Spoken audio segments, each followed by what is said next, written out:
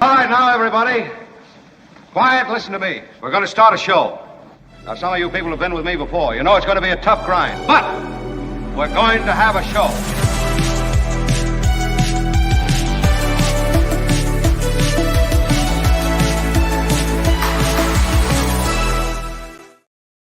Everyone, good morning. Thank you for that magical recorded applause. You know, magical recorded applause works for me almost as well as magical live applause. And I just want to say that maybe you should try it in your home. It could lift your morning. We're in California. So if you're watching anywhere, it is still morning here, but it may not be morning where you are. I've received several emails from people who listen and connect with us in different parts of the country. So wherever you are, I know it is winter in a big way in a lot of the country. You see the National Guard is in Minneapolis now to handle, I mean, this is Minneapolis. It's not as though they're newcomers to winter weather. To handle the situation there, it is potentially so dire. And all of that extends into the east as well. Rains in California, looks like Southern California is getting the bulk of that. But cold and rain into the Bay Area as well. There are blizzard warnings, unprecedented in Southern California. And we had Spencer Christian in yesterday. Actually, that was a really good segment with Spencer Christian. We posted it and broke it out as a separate video, too. Big show today. Jefferson Graham, Tech Thursday. David Katz. We'll talk about the Chatty, Georgia grand juror. Can't seem to turn down an interview request from the cable network. Oh, and big news from the Amazon. There is an effort underway to replant the Amazon. Oh. And it's a really it's a very innovative way to deal with a lot of the challenges that the earth is facing right now. And so in It's the Planet Stupid, Belinda will be here. That'll be around 11:35. And she'll also discuss yet another positive thing associated with the planet. So she likes to concentrate on good news. And so she has a little bit of that today. So, it's funny. I was telling Kim before the show started that I have to decide every day, like what we should promote in a little headline, on YouTube that you see. And it's there for replay viewers, etc. Also, and in fact, I think most of our viewers are in replay. So smash it like a boss if you're watching in replay. With your iron rod. And I was telling Kim that I'm trying to experiment now with what things. This is the crap you have to worry about now, or maybe I just worry about it. What things and what titling and what stories, because we do a bunch of different stories on this show today, right? We'll talk about Trump visiting Palestine, Ohio. We'll talk about, as I've mentioned, this grand juror in Georgia who's so chatty. We'll talk about the Amazon, etc. Yeah. But you can only pick one headline, So what's the headline that you bring people in with? So there's always a lead. That's right. There's always a lead. But in this case, it's not necessarily the lead story. It's just a story we'll be covering. So I was going Georgia grand juror for initially. I usually try to, bake this cake the night before. But then I thought, you know what? I think people might actually like to get the potential of good news or whatever. So that's what I did. And so that's why that is what it is. I don't know why I share that with you, because I'm always open to thoughts, not prayers, but thoughts. Yeah. You shouldn't be. Now you're going to get, you'll get criticism emails over, I really don't like the story you selected today. That's true. You're right about that. Sharon, good morning from Willits. It is true that Sharon is in Willits, and it is true that there is snow there. She sent me a picture of those snows. I pushed it on to you, Kim, didn't I? I have them. There they are. Oh. That's her little porch area. Look at the foreground in that picture and see if you can find the most important. Oh, that's my, I thought she had it hanging there. No. There's no Mark Thompson tote bag on her porch. You hoax. Yeah, it really is a hoax. Wow, look how much snow she's gotten. Yeah. Crazy, man. I wonder how many tote bags of snow it would take to clear the entire area. Isn't that great? It's really cool. Now, really, I think really she cool. lives in a hilly area in Willits, but still, Right. Yeah. doesn't usually snow there, That's you know? real. Mm. Yeah, it looks to me like, when you're in a hilly area or in the foothills, let's say, of the Sierra or whatever, the air is cooler because as the air goes up, right, it cools. And as it cools, cool air doesn't hold as much moisture as warm air, so you get more snow. So Kim's point about her elevation is critical when evaluating how much snow and precipitation generally she gets. Yeah. It's You do not know what you are talking about. I actually do know what I'm talking about on this one. Sometimes I don't know what I'm talking about, but on this one I do know. So anyway, thank you, Sharon. Did you have to go to meteorology school, like get a special weather man certificate? I'm fully certificated. There you know. The Mark Thompson Show. All right, let's get rid of the snow picture if you can, Kim. I don't know, maybe that setting is permanent, which is fine with me also. I am also grateful for everybody who has smashed the like button, the thumbs up, and also made contributions to us.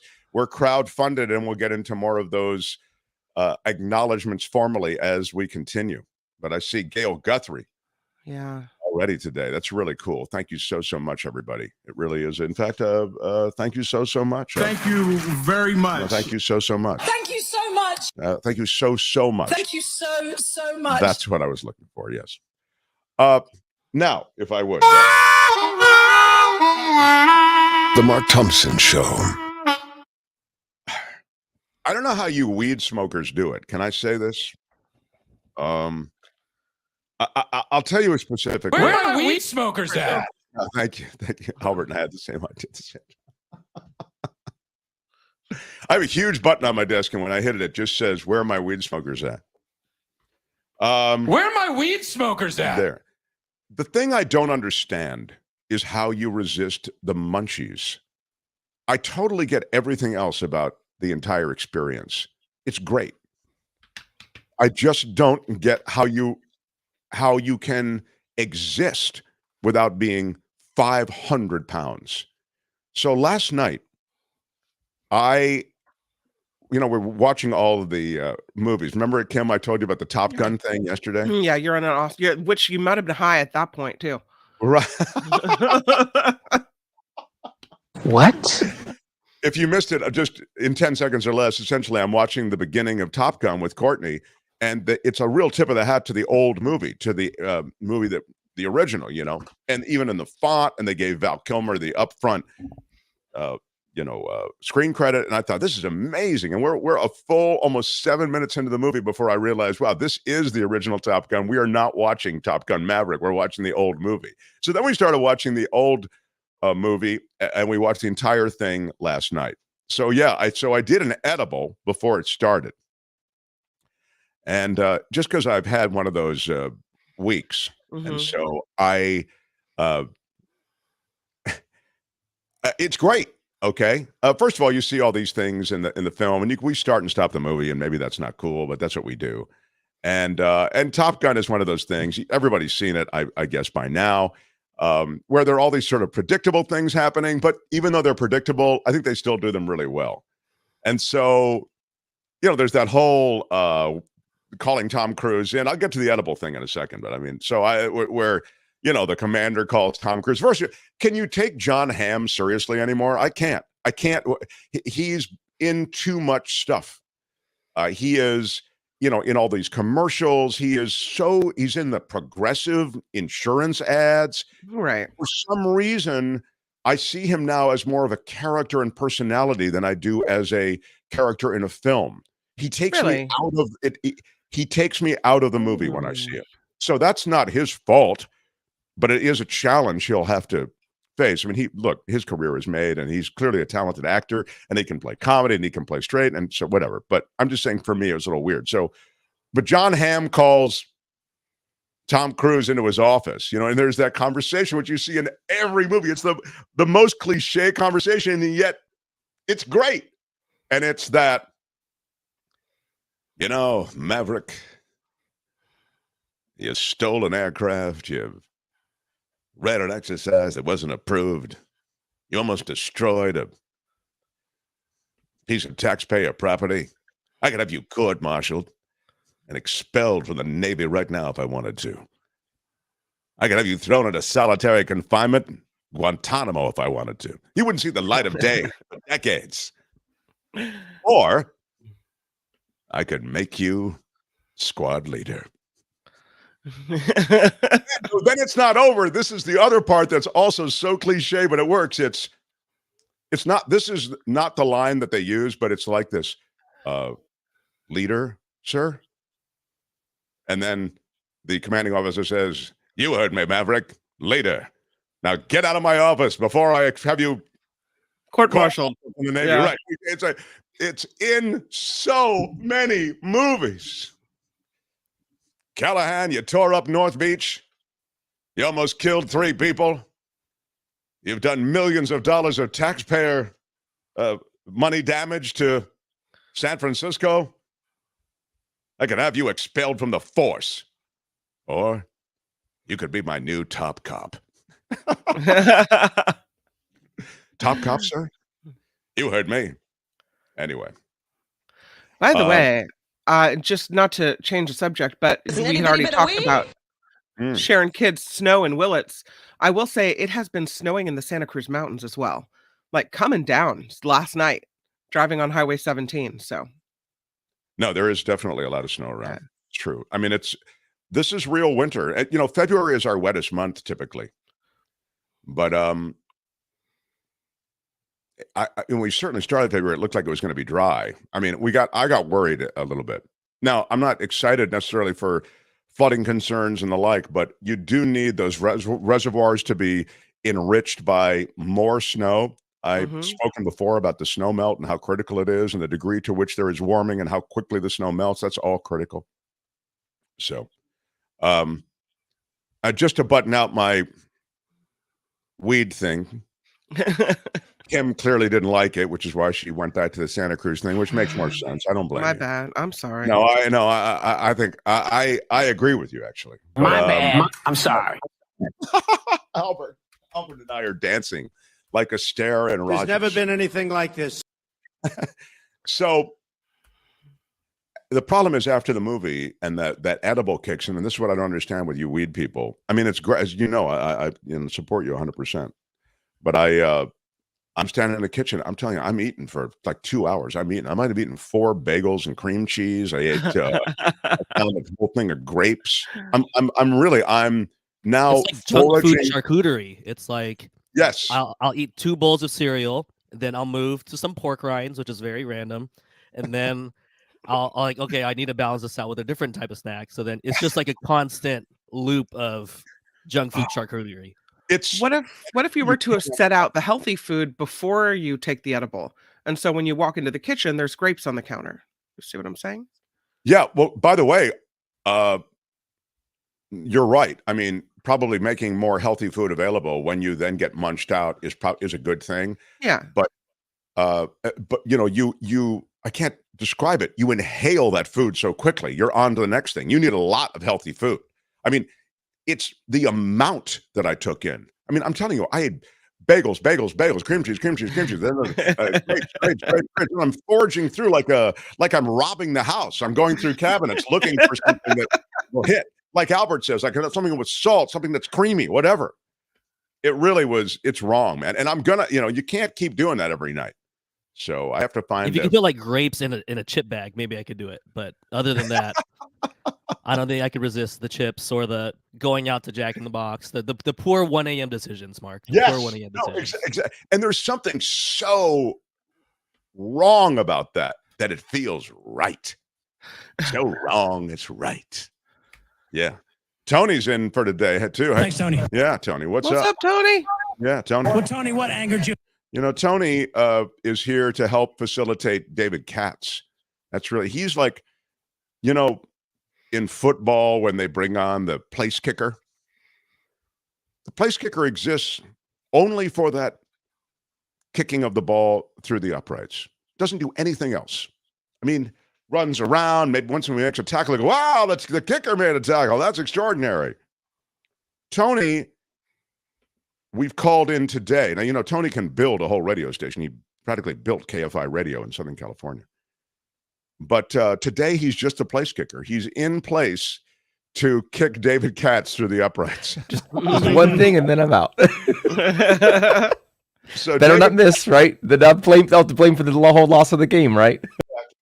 David Katz is the former assistant U.S. attorney.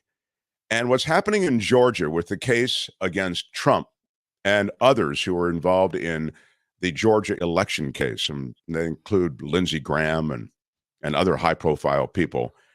What's happening there is a grand jury report. We talked about this. We've talked about it at length. We talked about it with David K. Johnson and with Katz himself. Had a summary, the grand jury report summary, that suggested that there'll be likely indictments coming, that there is enough here.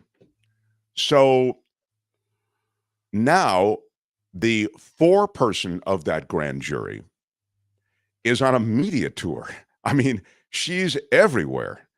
And I wanted to get David Katz's take on the case generally as it sits, but also how it's affected by this foreperson who is so chatty that it begins to undercut the credibility of the system, as though the system needs more undercutting or credibility undercutting.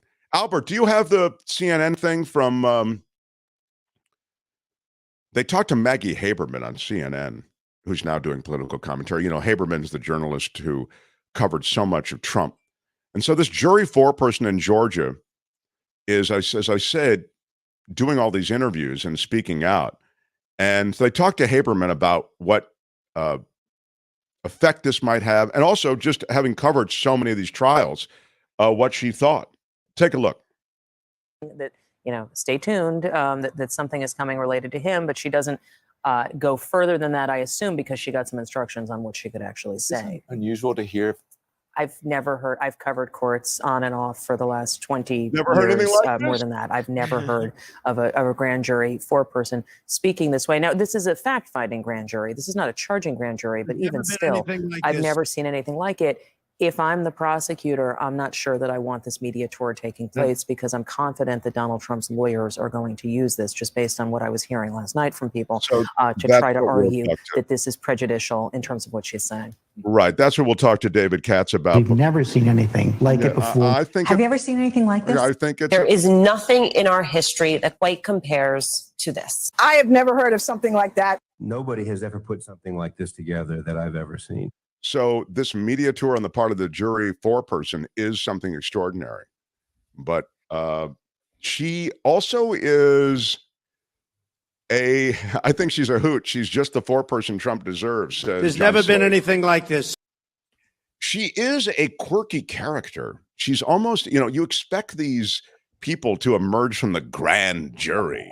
It's like what I tell you about the Academy, when, you know, with the Oscars, it's the Motion Picture Academy. It's got the word academy in it. And you just think, wow, they're in the academy. What are they all in? Serious business. Bow ties and, you know, dress code as they sit there in a quiet private movie theater and look at the screeners. No. With a clipboard and a pen and a very, It's a bunch of idiots like me sitting around, you know, on edibles and, T-shirts and jeans watching movies, if they even watch the entire film. A lot of them don't even watch the entire movie. That's what Chris says. Wonder if this jurywoman dabbles in the green stuff. Yeah. Why are you yelling? So, in this case, in the grand jury case, you expect, as I say, this, this person to emerge from the grand jury, perhaps from some sort of, from the shadows and the darkness and the majesty of the grand jury, and through the smoke and the haze comes this person who's the jury foreperson.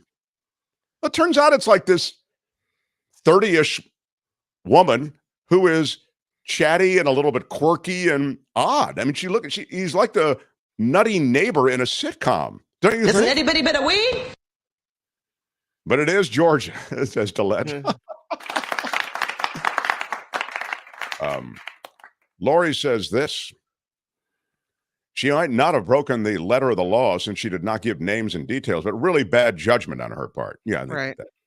Maybe she doesn't care if she jeopardizes the actual charges or the gag order. You know, again, I don't think she violated the gag order. She seemed pretty careful, but I mean, she was quite circumspect about what she said. Circumspect's a ding word. But I don't know, because it's not a charging grand jury. This is, I think, the distinction that David Katz is going to make. I think that's the way it doesn't have an effect on the case, but we'll have to see. She said she enjoyed Giuliani. Too weird, says Rosie. Yeah, I don't know. It's young and dumb not helping, said Maud. Yeah, it's and she is cringeworthy. I agree. You can't watch her without being a little bit put off by it. So anyway, we'll talk to David Katz about that in greater detail, about the actual legal ripple effects. So we'll get to that coming up. The Mark Thompson Show. Mayor Breed. Did you see that one of Mayor Breed's in San Francisco, she's the mayor. Yeah. One of her nominees improperly billed federal taxpayers for personal expenses. Not again. Yeah. Well, it happens. On the heels of Mohammed Nuru comes this blockbuster. Well, again, remind everybody, Mohammed Nuru was found the Department of Public Works. The Department of Public Works. He Right. was corrupt, and he had some kind of relationship with Mayor Breed. I'm unclear as to what the relationship was. Yeah, they had a romantic relationship at one point. As a matter of fact, she was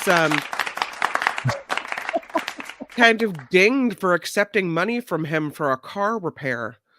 Oh, that's right. $5,000 for car repair or something? Yeah. Oh, you just woo. A technology executive nominated by Mayor London Breed to sit on a key city board improperly billed the federal government for expenses and put other officials' names and fictitious names on receipts when he was an appointee. He did that in the former President Barack Obama administration. This is according to a 2018 government report. The report from the Office of the Inspector General also alleged that Vikram Iyer misrepresented his educational credentials on a resume. Well, isn't that the American way, though, everyone? Iyer, whom Breed tapped this week to sit on the city's new Homeless Oversight Commission, said in an interview with the San Francisco Chronicle that the expenses, which totaled more than $15,000, wouldn't you like to be able to write off $15,000 worth of expenses?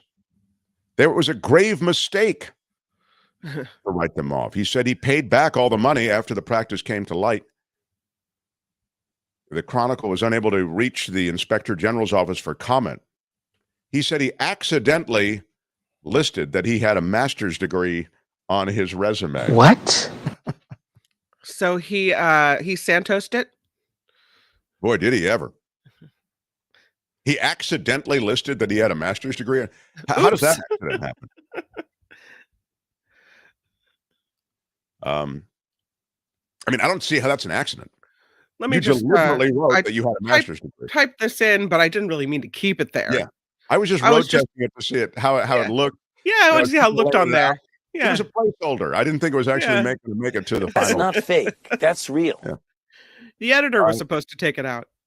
He failed to update his resume to reflect that he left a graduate program early to take a full-time job in Washington, D.C., is what he's saying. This has been out there for a while. He said it was just a mistake. He's a rising figure in San Francisco politics, and he's the head of the Global Public Policy and External Affairs group at Heirloom. That's a carbon capture company. It's both a teachable moment, he says, and also a moment that I don't take lightly. Hey, you know what? He might be a good guy. I don't know. But this thing where everybody's like jacking up their resume. You could have said, I blame autocorrect. That's pretty funny. It was GPT chat. Yeah. I had GPT chat write the resume, and look what they've done. Master's degree, correct. Anyway, yeah, nobody accidentally puts a master's degree on their resume. I will say this. There are ways to indicate you were in a master's program without actually saying you got a degree, right? You could Can say, you say studied at, not graduated from? Exactly. Yeah. Thank you. Kim is exactly right. That's how you do it. You say, in the case of a master, you might want to say master's program at, studied in master's program at whatever university or college, Right. whatever university would be. My bad. I'm sorry. Right. And that's the way you handle the apology. And then list no graduation date, right? Yeah, you just, exactly. I mean, usually when you say studied at, it's a euphemism for didn't get the degree. Didn't finish it, right. Exactly. But euphemism, yes, is a ding word. Coming up, it's Tech Thursday. Jefferson Graham reviews these chatbot, what is it, Kim, that you kids are using now to write your I'm not using it. It's ChatGPT, yeah. Yes, ChatGPT. He reviews, I don't know if you've gone on and tried. I actually have looked at all these different apps. I think they're all awful. And when I say awful, it means they're obnoxious as hell. Like they're upselling you every step of the way. You cannot dodge the constant just inundation with requests to upscale to Chatbox Pro, upscale to, $75.95, one-time cost. It's like they always go, it's free, but then when you get in, it's nothing but ads to be essentially upsold on some additional platform of the service. Yeah. So he's going to review a lot of those, though. He also has TV themes for us. So all of that still to come. Smashed it with your iron rod. David Katz in the next hour, along with Belinda Waymouth as well. Much show to come. Thank you for being here. Mark Thompson Show. The Mark Thompson Show. Sorry. You're good. All's good. I'm Kim McAllister on the Mark Thompson Show, and this report sponsored by tax attorney Steve Moskowitz at 888 Tax Deal.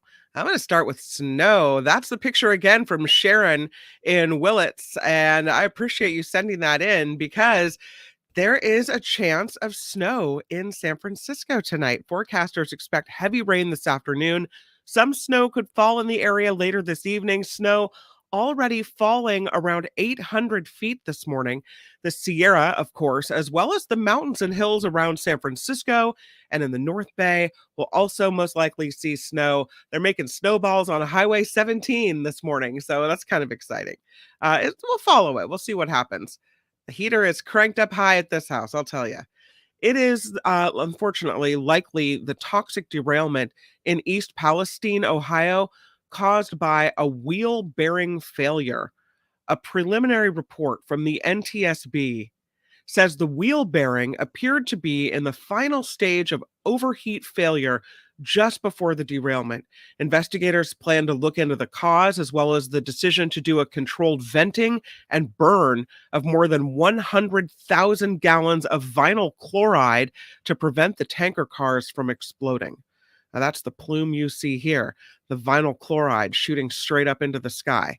So the investigation will continue there, and we'll see what they have to say. It doesn't stay right up there in the sky either, does it? No, it comes down in the water, it comes down in the soil, comes down into your lungs. It's just brutal what's happening in that community. And it's pointing up everything that we talked about. When this story first broke, we talked about the length of the train. We talked about the brakes. We talked about the lack of regulations, the lack of the toxic chemicals on board the train, even meeting the new thresholds, which have been rolled way back for alerting the community that these toxic trains, these bomb trains, are loaded with these chemicals and rolling through their community. It's an absolute embarrassment and grotesque the way business, and particularly these businesses, those that are dealing with toxic materials, run roughshod over the law.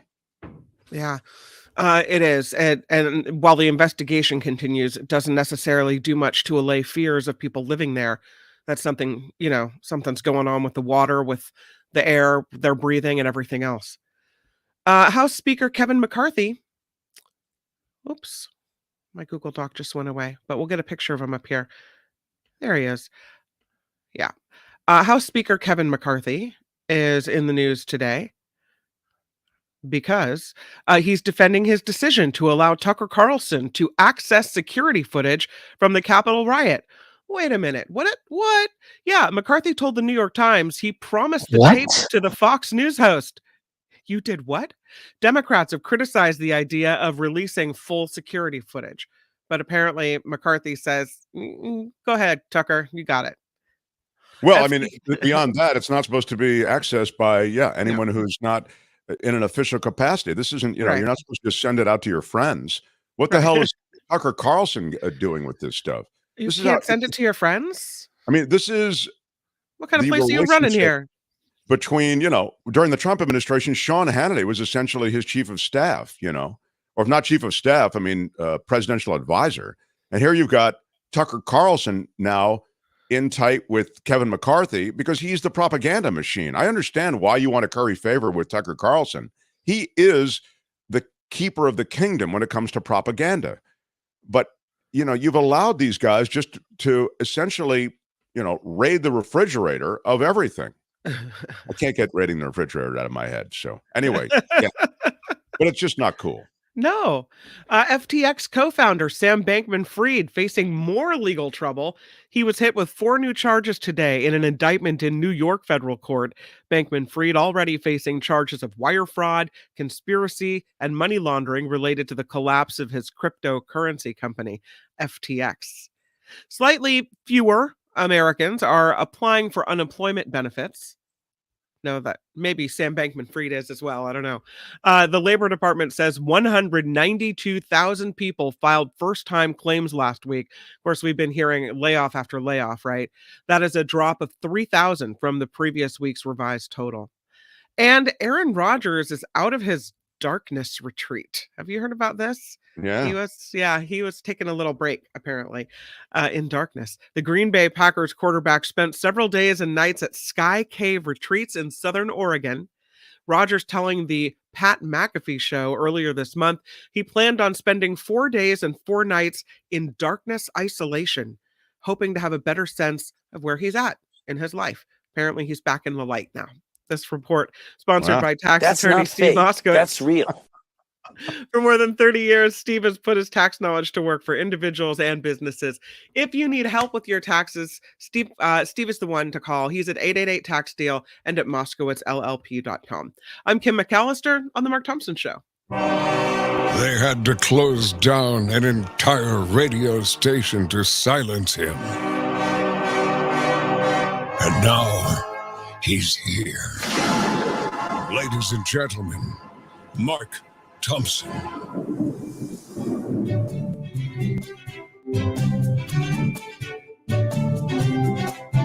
The Mark Thompson Show.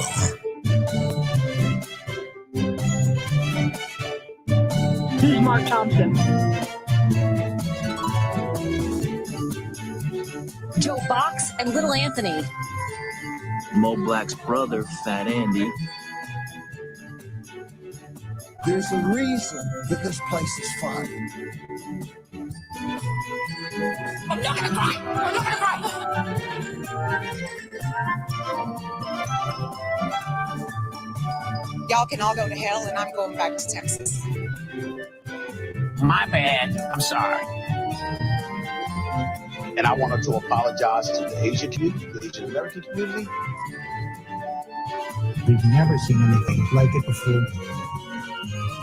Have you ever seen anything like this? There is nothing in our history that quite compares to this. Nobody has ever put something like this together that I've ever seen. There's never been anything like this. Why are you yelling? Good day, sir. Seriously, what the? What up, everybody? What up, what up, what up? It's great to have everyone in the mix. This is the KGO show, in effect, that has come to YouTube, and as we evolve it and work it out, we try to bring everybody over, and it's so great to have you, much of that audience, come over with us as well. As we continue to grow it, we're closing in on 10,000 subscribers, which is really cool. Yeah. And I'm excited about a lot of things that we can do at 10,000 subscribers and then the year ahead. So smash the like button like a boss, and Hit that thumbs up if you're watching in replay. We appreciate it. Smash with your iron rod. Yeah, thank you. I also wanted to let you know that David Katz is coming up in the next hour as well. Sorry, I was distracted here from a couple of messages I'm getting, one of which, can I do a quick acknowledgement? This is very cool when people join our Patreon crew. Mm-hmm. During the show, I can acknowledge you in real time. I get a little alert that, and so I want to thank Kathleen for becoming a Patreon member. You can join our Patreon crew at themarkthompsonshow.com. That's all you have to remember. Put in the themarkthompsonshow.com. The screen will look like that when you get there. And then you get two options. One is to contribute to our Patreon, which is what Kathleen did, or help support us via PayPal. And that works as well. And there are clicks through the merch site and all the rest. But we're crowdfunded. So pardon me for having to stop the show down occasionally to acknowledge this, but it's really cool when people join in to keep the show on the air. We have to meet payroll, and so that does help us. Every Thursday, Kim, Albert, do you have anything else to do before I get to Jeff? Do you want to do shout outs after news? Do you want to thank a couple of people? For thanking people? I'm so sorry. Yes, I really do. And Gail Guthrie, this is so cool, came in almost immediately after we came on the air. Mm-hmm. This has been the craziest week, Gail says. So nice to listen to you guys. Thanks. I give you a big Dan Ashley shout out. Big shout out. And that's for a $20 contribution. I really appreciate that. Gail, you're awesome. You so much. Thank you so much. Really, that's very cool. And Pamela Kirby for $4.99. What up with Pamela's? Awesome. Thank you very much. Love it, Pamela. Yeah, really, really cool. Thank you, Pamela. Thank you, Gail. Thank you, Ann. How about the girls today? Stepping up. $4.99. Thank you. Thank you so much. Thank you, Anna Herring. Thank you so much. Very much appreciate you being part of the effort. Didn't you say Kevin Hobbs donated in after hours trading last night? Kevin Hobbs donated $25 in after hours trading. What? Yes. It was so impressive. That you cried? Lynn also on Patreon. Thank you, Lynn. And Cindy O just stepped up her Patreon pledge from $20 to $30 a month, which is really cool. And that is, it's cry territory. Thank you, Cindy O. Edward jumped on board as well as a Patreon member. And there, Sharon Kidd, live in Brook Trails. We are about 1,500 feet. Goes as high as 2,500 feet here. Thank you for showing the pictures. Continued prayers for your dad, Mark. Oh, that's sweet. My dad's in a tough spot. Yeah, I'm going to go back there next week. Yeah, thank you, Sharon. Yeah, Sharon, I want to give you a thank you. Really cool, Sharon. And yeah, Kevin Hobbs, I can't find it right now. I'll find it before the end of the show. Kevin Hobbs in after hours donation. Really, really cool. And I wanted to acknowledge it. So Kevin Hobbs is another Hall of Famer. So and then we're going to get to Jefferson Graham. On Mark Thompson Terrace, yes, there is a central square, and there will be honoring those who are Hall of Famers. Like Andreas, Sharon. There are, and Kevin Hobbs is one of them. These are the statues at Mark Thompson Square? Yes. Statues. And now, I should say, we recognize also, if you look at the end of the show on the broadcast, their credits, those people whose names are really big, they donate a lot of money to us. So we really appreciate it. They are a true Patreon members from the very beginning, many of them. So I appreciate that. And we've got special Patreon events. Still have it. Every little bit counts. Thank you for letting me spend a moment on it, because it really is how we stay on the air. All right. Now, Albert, without any... The Mark Thompson Show. Put it together for Jefferson Graham on Tech Thursday. Jeff, I am always excited to see you. The audience loves you. And you have a new, I'll just mention this right away. I mean, of course, you have Photo Walks TV, the YouTube series, and you have your Substack, which I recommend people subscribe to, as do I. It hits my inbox automatically. That's at jeffersongraham.substack.com. But you have a new live thing you're doing with your own live kind of thing, that sort of what we do, but you do it for an hour. Is that how long it is? Okay, we're going to try it out today. We're going to do the test run and see what happens. I was so inspired. I have loved these Thursdays with Mark and Kim and Albert so much that I wanted to do a 1-hour live show myself. Wow. Talking photography. So how long at the beginning of your show do you think you'll acknowledge how important we've been? I will just talk about Mark and Kim and Albert. Yeah. Maybe 30 minutes into it. Yeah. Wow. And I'm youtube.com/photowalkstv. I hope people will check it out. 2 p.m. today, California time. My friend Frederick Van Johnson, who hosts This Week in Photo, he's going to be on with me. Both of us are speaking at an upcoming iPhone photography conference. Frederick's going to clue you in on tips on how to create special effects on your iPhone. I am going to talk about producing video professionally on an iPhone. And a friend of mine just had a grandkid, and he called me up. He says, "Any tips on baby photos?" I have some. So that's what we're going to talk about. And we look forward to your questions. Why doesn't I'm encouraged, and I like this, Jefferson Graham. But Kim, why doesn't Jefferson Graham talk about any of that crap on our show? He just went and why not on the inaugural program? Has he not invited us to be guests on the program? No, I think he would love us to be on. I would love it. I just know that you guys are so busy. We don't have the knowledge. Kim, we don't come bearing any knowledge or tips for people. Yeah, that's you why. should do it, Kim. Really, you want to be on so badly? Good. No, I would love you to be on. And I wanted to do this test today to see what would happen if people would show up and if they would ask questions. And if it's everything that I hope it'll be, then we're going to go every week. Yeah. All right. That's very cool. Maybe one day I could do it every day, as long as it's not between 10 and 12, right? That's right. Yeah. Thank you. If you want to compete with us, go ahead. We'll smoke you.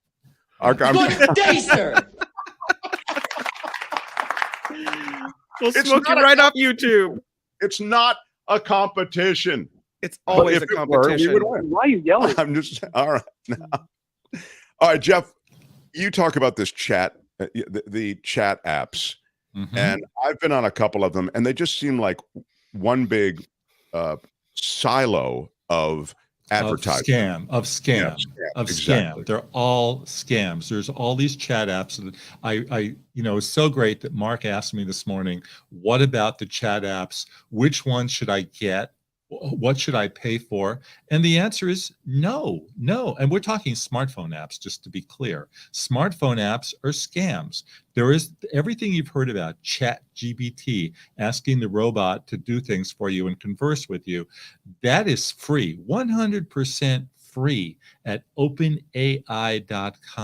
Okay, and you could use ChatGPT on your phone by just going into the browser and going there. Now, I just looked at all the top apps in the Apple Store: AI Chatbot, Genie, AI Chat, Chat AI, Genius, AI Chat, Inspire. The most affordable, $40 a year. The most outrageous, $364 a year for something that is 100% free. What? It's crazy. It's crazy. And more than even the cost, it's so obnoxious. You get, normally a lot of these various apps that you'll load on, there will be free use, and then they will regularly, I won't even say occasionally, regularly hit you with, hey, you can go up to Chatbox Pro or whatever it might be, and for $29.95 or whatever the cost. And then you hit skip or you close that box, and then it'll let you on the app for a little bit longer before it hits you with it. None of them do that. They all just stay with you, one box after another, upgrade. It's like, so it's not only that it's a rip, it's that they won't even give you a chance to road test their app. Well, they will. I mean, these apps all have 3-day trials that the next thing you know, you're paying for it because you forgot that you signed up for the trial. And once again, I have to recommend anybody who does the trial of any app, do it and then unsubscribe immediately, you'll still get your free 3 days. And at least you'll have remembered. And if you want to get it later, go ahead and get it. Jefferson Graham's great hack on everything is subscribe and then unsubscribe. That's his whole thing. Disney Plus, subscribe. You got a 7-day thing, float it, and then get out of it. Yeah, that's right. Yeah. Or come back if you like it, get back, but you'll never remember. Most people will never remember this stuff. I mean, I just found something that I've been paying for this morning. I had no idea about. And you know, by the way, if you have an iPhone and you want to know about your subscriptions, because it's pretty easy, go to General Settings, General, and then your name at the top, and they have a little subscriptions tab, and it tells you what you're subscribing to. That'd be a fun thing to do. Wild idea, but it just might work. It really is the thing that you go, oh, wow, I'm still subscribing to Major League Baseball. Oh, I'm still subscribing to NFL Plus. Oh, it just, all of these various things. And it adds up, I mean, quickly. So, Jefferson, that cost is outrageous. But do you think any of these chat AI apps and programs are necessary to society? This is a philosophical question that Flo asks, Jeff. The apps that are in the App Store are scams, period. The ChatGPT, and I should talk about Bing in a minute, but the ChatGPT, which is the most popular thing we've seen since the iPhone, 100 million users in just a few weeks. Whether it's great for society, I don't know. It's the next big thing in search, to have a chat, a conversation going back and forth.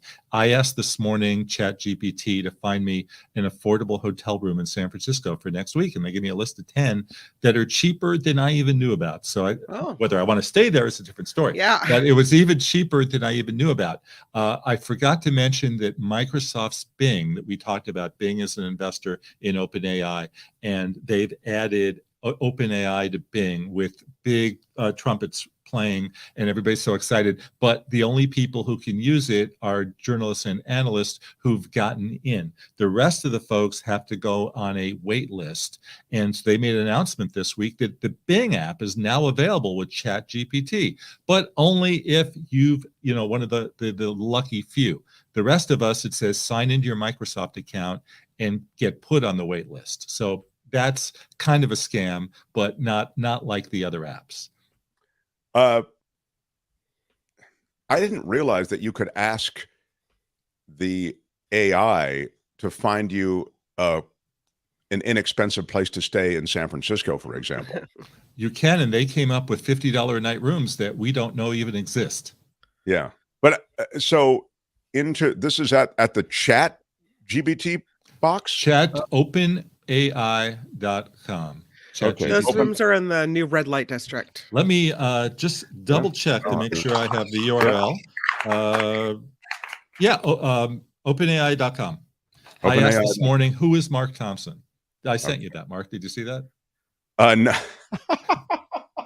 No, what is it? And does it say anything nice? I had to clarify it and say, who is Mark Thompson, formerly of KGO? And then I started. Morning. Yeah. And what did they come up with? Well, you can one of the nicest, most eloquent broadcasters of our time. I'm kind of a big deal. I even asked the question. I said, "Is Mark Thompson nice?" And they said, "Being a chat bot, we're not exactly sure, but we hear he's nice." You do not know what you are talking about. He's all right. That's pretty wild. I think he's nice. What the hell is going on in the United States of America? So we can't really answer her question as to whether it's good for society, but it's proliferating right now. Everybody's involved in it, right? It's proliferating. You will see it. One analyst I spoke to last week said you will have ChatGPT in Bing within by June. And of course, the advantage, people are saying Bing, isn't that from my childhood? Does anyone use Bing? I don't know. Google has a 90% market share. Bing has a 10%, and part of that 10% is Bing, DuckDuckGo, Brave, and Yahoo. So it gets all merged together. Bing has been a second-rate search engine to Google, which has been superior, and now they're saying, okay, but with ChatGPT, Bing's going to have a comeback. Well, it's going to take, if it does have a comeback, it'll take years, like 5 to 10 years, because Google is so far ahead. I remember I was an early adopter on Apple, I don't know, just like the design. It seemed intuitive, more intuitive perhaps than the PC. At the time, Apple was 10% of the market. You know what I mean? It was 3%. Yeah, right, less than 10%. So it does happen, right? Now, and that was the great thing about that was you didn't have to worry about viruses because no one really was going after Apple because so few people had Apple. But then Apple got this huge market share and became now, you know, and so it does happen that over time, the market shares change, right? They do, though I will say that most people who have personal computers have Windows computers still. You know, it's still a big gap, but it's just Apple went on a tear with the iPhone and changed everything. What anything else we need to know about I feel Kim, as though Jefferson Graham saves his best stuff for his show. Yeah. And he comes here with I'm not saying it's still valuable what he's telling us, but I feel as though, you know, coming up on my show, Mark, I brought in, you know, Victor von Wackenklag from Denmark. He's a master of the teas, yes. Yes. Give me one tip with my iPhone, something I can do with my iPhone. You know, you talk about the baby pictures, you talk about the editing video. I'll give you the baby picture tip now. Okay. The baby picture tip now is that a newborn is going to be screaming when the newborn is not sleeping. The newborn will be screaming and yelling and maybe occasionally give a smile. Do you know that there's something called burst mode on the iPhone that will let you take hundreds of pictures at a clip, just like that, like a professional camera? Did you guys? And know where that? is that burst? You just hold it down. It's hold and click, right? Hold and It's push and hold. it's the top of the volume. What? The top volume button. Did you guys know that? It used to be on the shutter. You could do it, but then they moved that and they changed it to record. So I would put the baby in good lighting, and good lighting means lit by a window somewhere in the house. I don't shoot in the dark, and then shoot in burst. I had a photo shoot 2 years ago. I got asked to take pictures of a young baby, and I got there, and the baby saw me with my big black camera and started howling, screaming. And I had to take 1,500 pictures of this baby until I got one smile. So one out of 1,500. Yeah, I love that. Oh, that's a tough gig. The baby picture gig, you know. Yeah, when they call and ask, yeah. Because as the mother steps away, the kid starts crying. Yet you don't want the mother in the shot. You just want the baby. There's never been anything like this. Let's finish up with thank you for that. I do feel as though you paid off now, both the chat stuff and now the iPhone stuff. Let's play the game. This is where now I'm not going to play themes on my show at 2:00 today. Just so you know. Thank you. This is a Mark Thompson exclusive. It's an exclusive. I've got 4 themes. I think they're relatively easy. This is one that everybody knows. Ready? I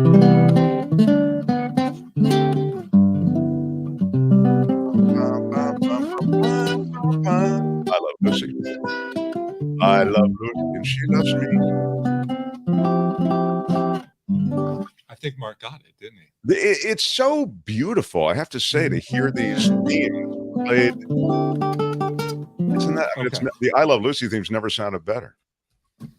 So.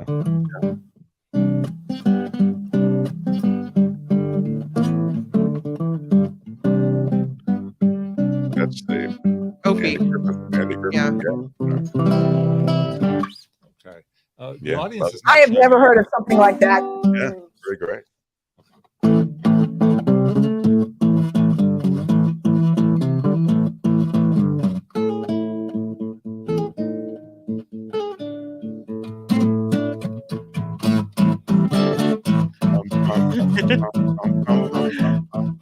No. I know the song. I just don't know what it is. Mission Impossible. Mission Impossible. Yeah. Yes. Rocking out a little bit there. Mission Impossible. I love it. Very strong. I love it. I love it.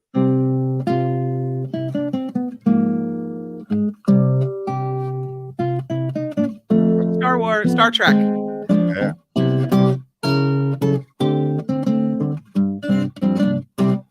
Yeah, Star Trek, the original, right? Okay, so there is nothing in our history that quite compares to this. That's true. I think those 4 themes have something in common. Do we know? Audience, do we know? There's 4 themes have something very much in common. Anybody know? Are they written by the same person? Nope. No. There's never been anything like this. This has been a Desilu production. Is that right? I didn't know. Oh, that's right. Star Trek was on the Desilu. Wow, that's very strong. Very strong. Yeah. Okay, can I stump you now with a stumper?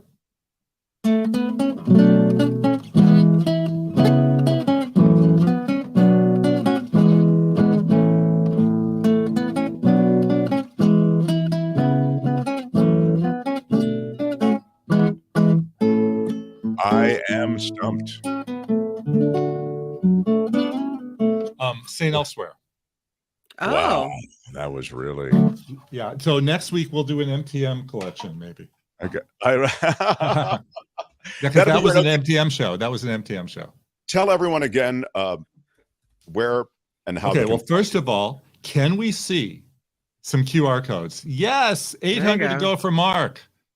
Let's all hit the subscribe button and see who will get there first. I want Mark to get there first. Oh, I see. And I've got 640 to go. Yeah. So hopefully in 6 weeks we'll get there.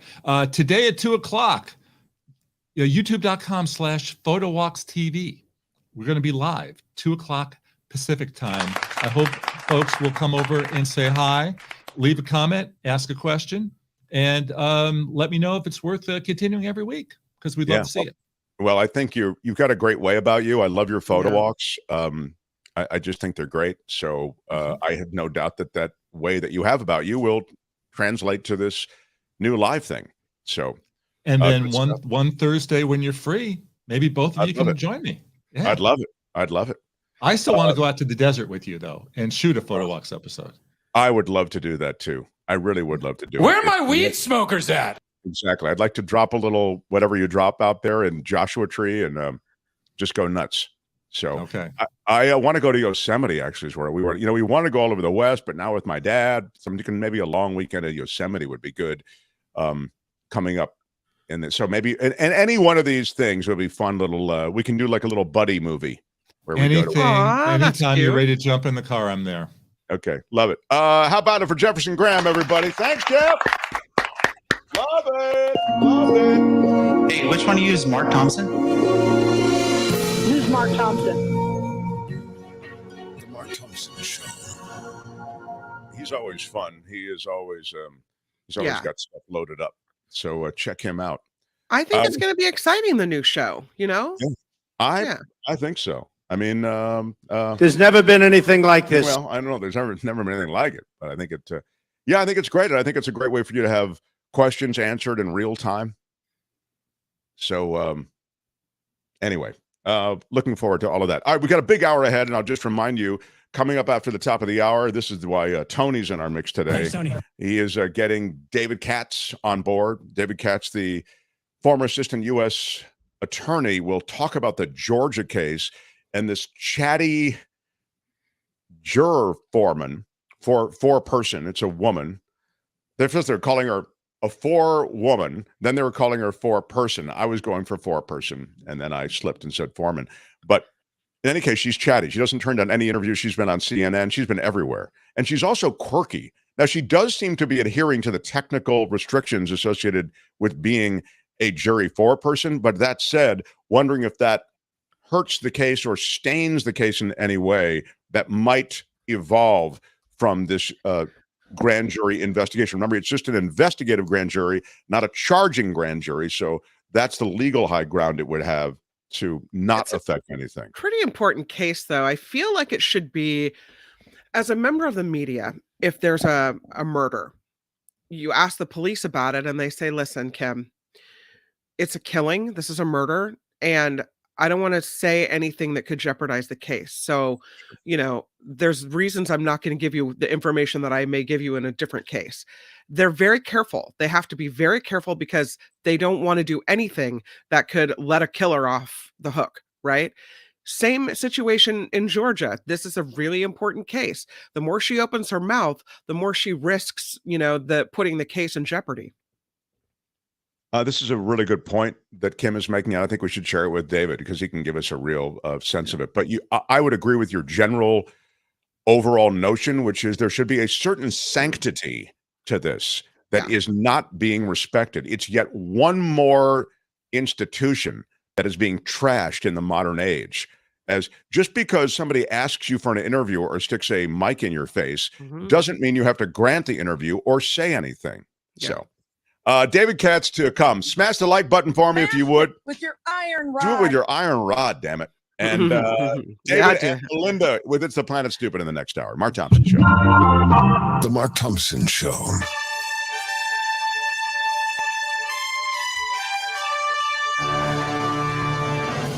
On the Mark Thompson Show, I'm Kim McAllister. This report sponsored by tax attorney Steve Moskowitz at 888 Tax Deal. And we were talking about that jury foreperson, so let's just go ahead and talk about her a little more. This is a picture from MSNBC, so thanks to them for the photo shot there.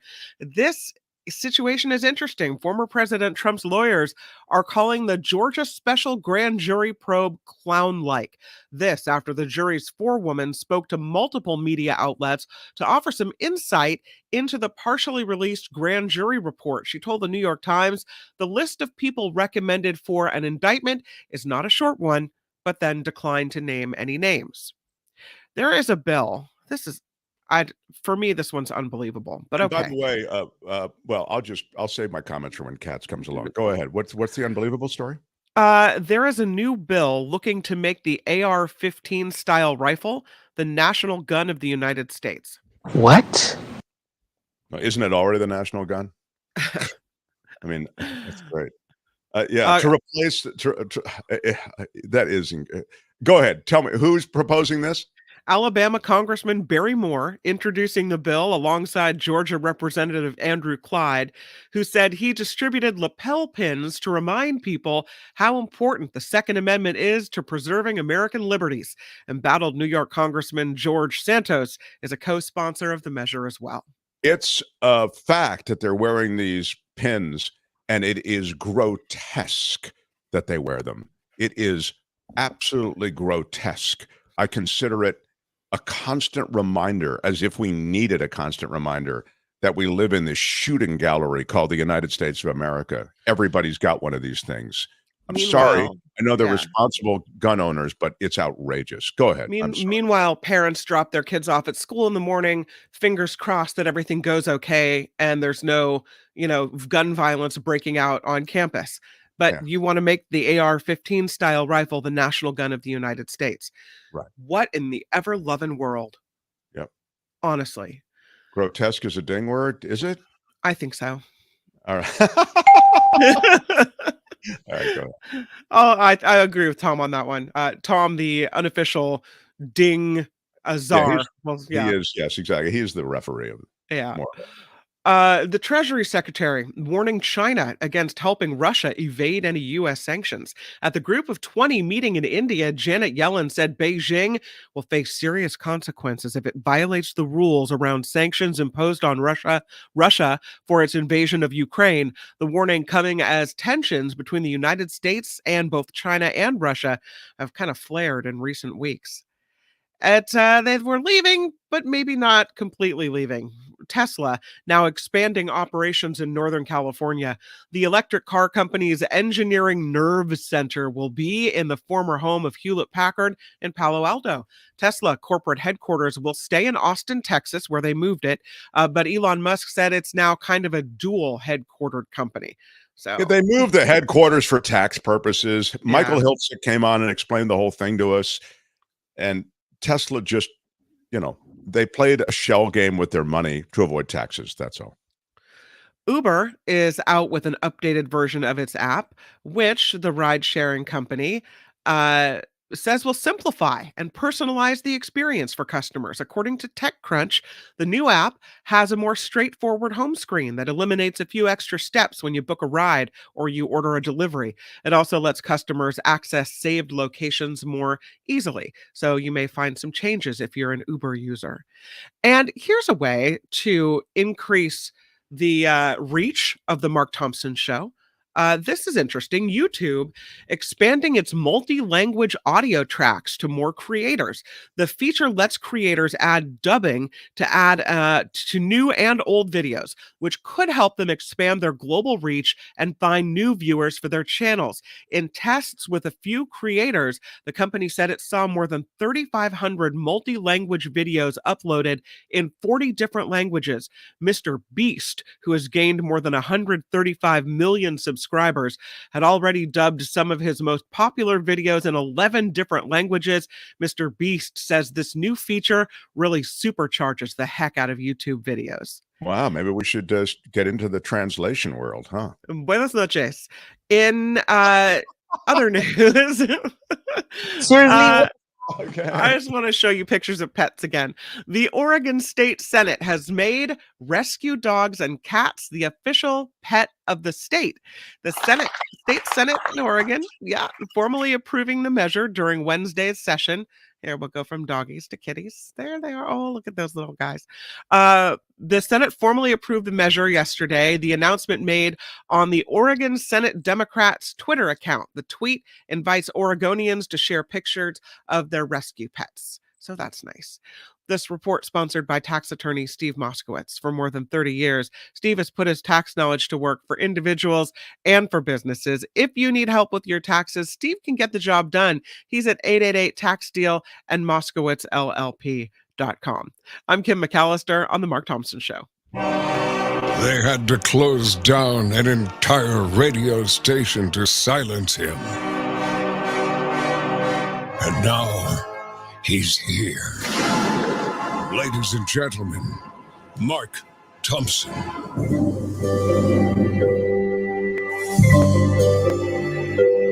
The Mark Thompson Show.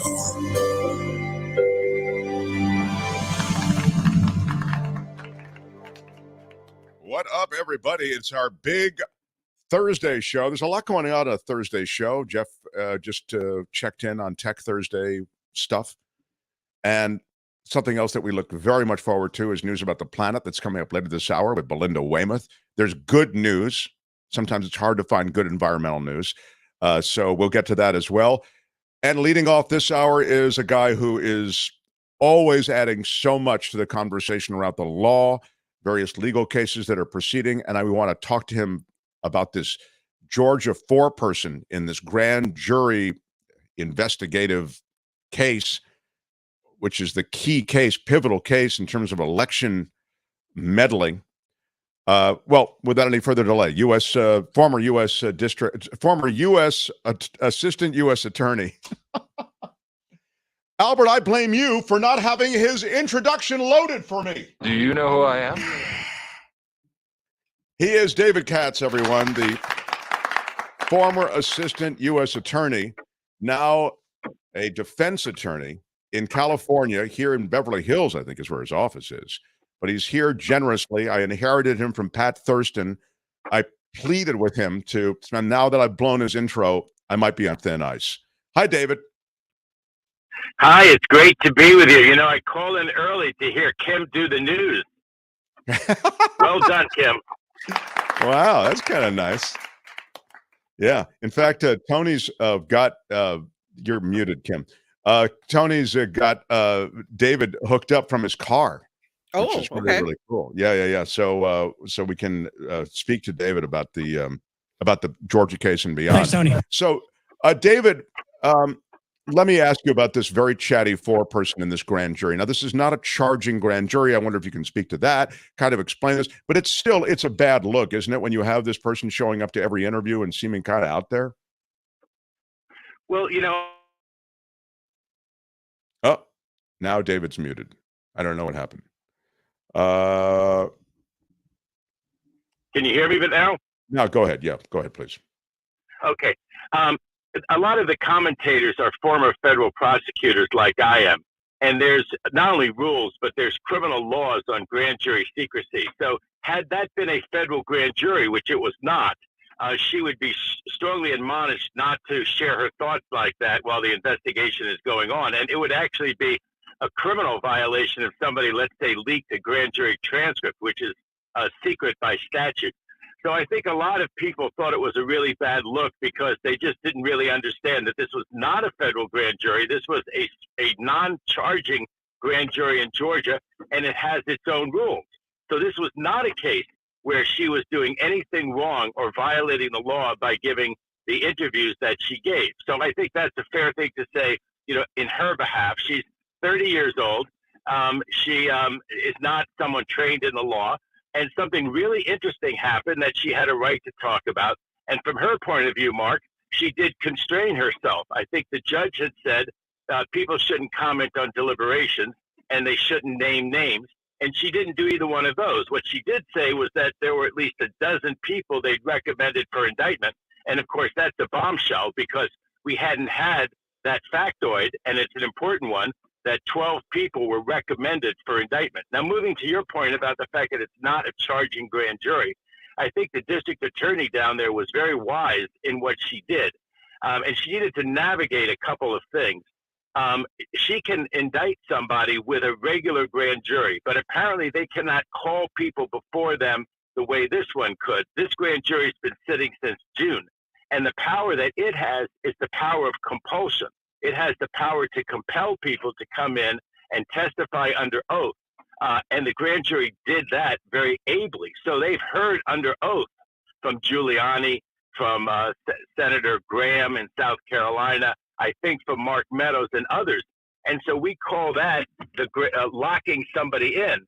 And the reason that we call that locking them in is because once they've testified under oath with a transcript and a tape before a grand jury, they can't go back on what they said unless they want to face perjury charges, because they would perjure themselves, or there'd be strong evidence they'd perjure themselves if they then said something different later on in, let's say, a trial than they had said in front of the grand jury. So that grand jury you could think of sort of as a locking in mechanism, a way to get a transcript and a tape under oath from critical people in the investigation. So it served that function.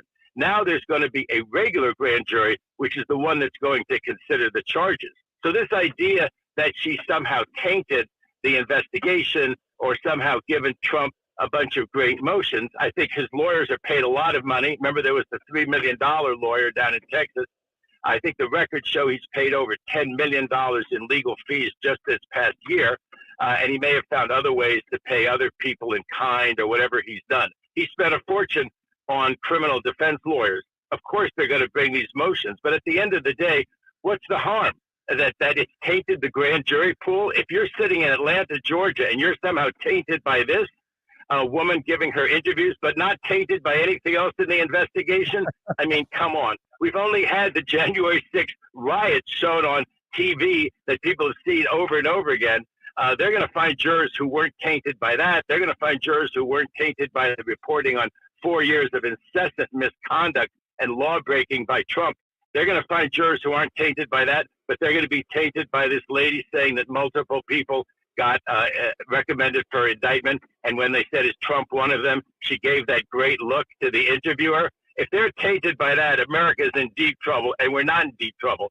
And so she has not tainted the grand jury pool. She has the petit jury, that is the jury for the trial. She hasn't tainted that pool. They're going to meticulously vet those people before they're allowed to sit on the jury.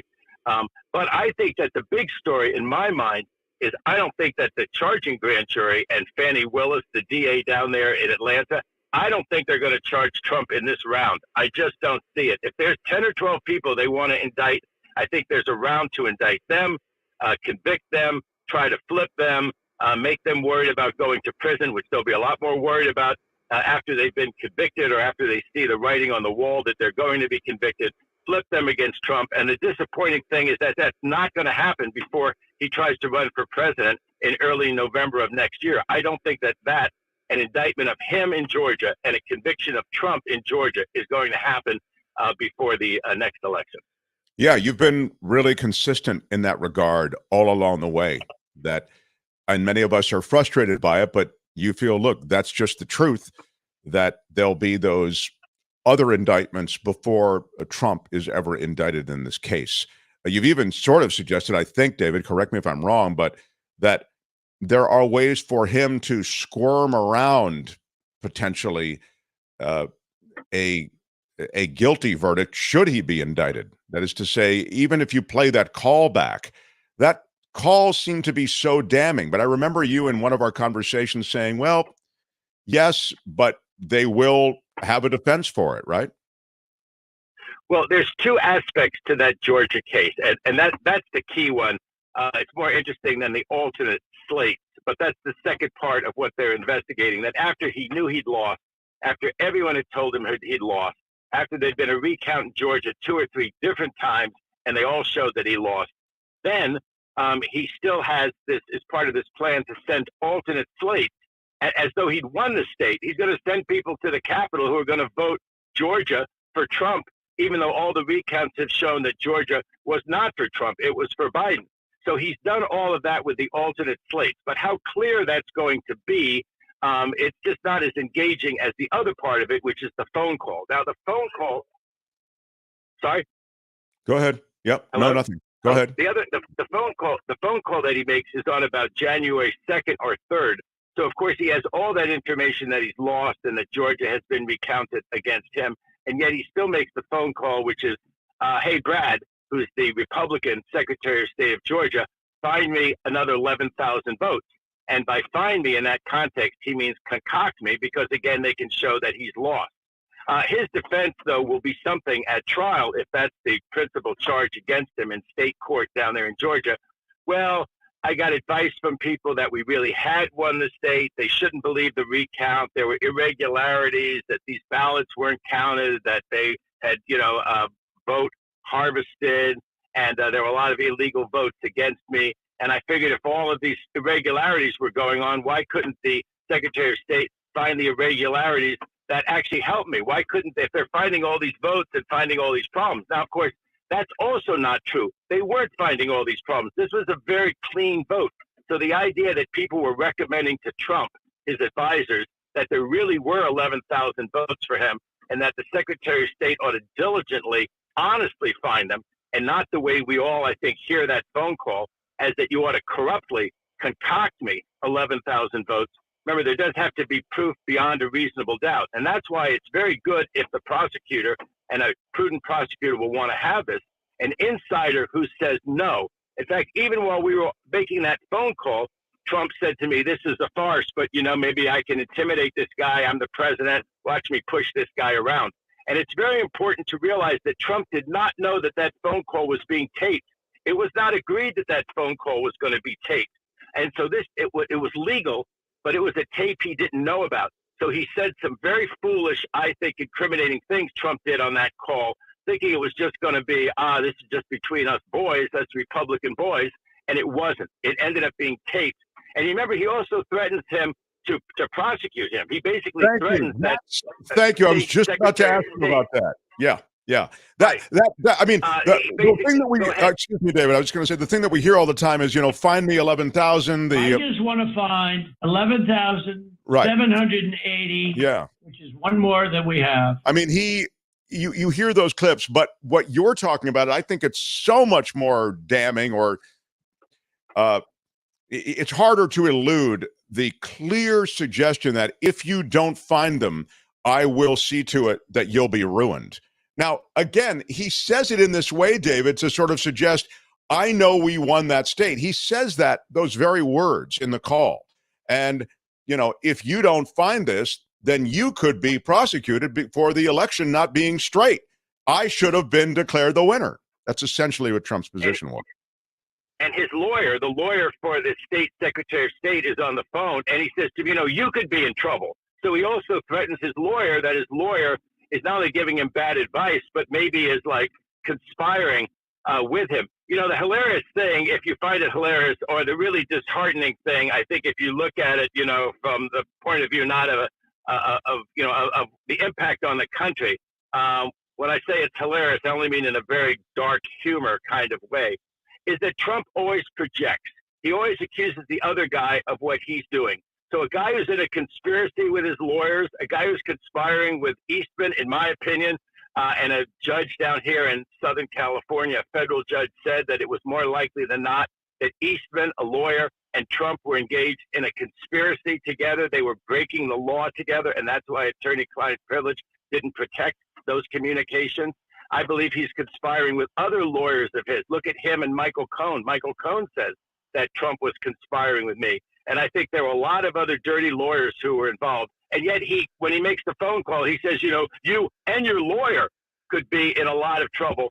And I think all they're doing is they're standing up. They're doing their civic duty. And I think most people think that about Raffensperger, that they might not agree with him politically, but that he and a few other Republican office holders around the country were the real hero of this story. They're the heroes and heroines of why this wasn't a successful coup, but barely missed and became an unsuccessful coup attempt by Trump. Now, of course, he's also under federal investigation for that. That case seems to be going along under Jack Clark, the special prosecutor. That seems to be going along a pace. It's going along quite a bit. Kushner and Ivanka Trump just got subpoenaed to appear in front of the federal grand jury. We saw other people were just given legal process that they have to appear, and I believe appeared already in front of that federal grand jury.